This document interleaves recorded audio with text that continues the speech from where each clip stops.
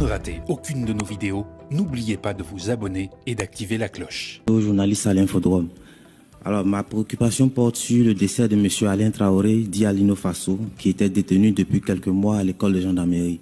Monsieur le ministre, quel était le fondement juridique de son maintien en détention à l'école de gendarmerie et non dans un lieu de détention classique? Ma deuxième préoccupation, le gouvernement ivoirien envisage-t-il de répondre à la demande de rapatriement du corps de Alino Faso?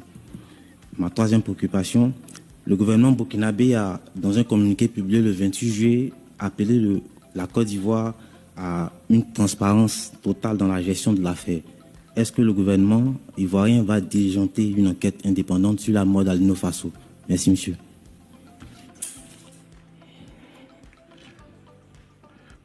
Premièrement, ce que je voudrais dire, c'est que M. Traoré n'est pas la première personne qui aura séjourné à l'école de gendarmerie, où nous savons très bien que pour diverses raisons, nous amenons parfois certaines personnes qui figurent dans ce lieu de détention.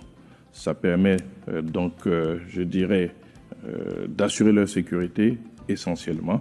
Et dans le cadre des procédures, vous devez savoir que nous pouvons, grâce à des décisions du procureur, maintenir certaines personnes en détention pendant toute la période de la procédure. Donc l'instruction était en cours. Alino Faso était en détention à l'école de gendarmerie.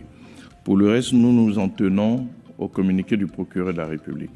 Ce communiqué du procureur est assez clair. Nous sommes un pays sérieux et le procureur reste quand même une personne assermentée et son communiqué est très clair sur les circonstances. Nous ne voyons pas donc pourquoi demander plus de transparence que cela. Ce serait remettre en doute nos institutions. Ce serait remettre en cause la transparence de nos institutions. Je le dis et je le répète, le chef de l'État a réussi à mettre en place toutes les institutions de notre pays. Il a assuré à la justice son indépendance en refusant désormais d'assurer la présidence du Conseil supérieur de la magistrature, qui est assurée par un magistrat. Tout cela pour garantir cette indépendance de la justice. Nous avons une justice qui est indépendante. Après, nous avons des relations diplomatiques. Très certainement, le ministère des Affaires étrangères va saisir donc les autorités diplomatiques burkinabées pour la suite de cette affaire.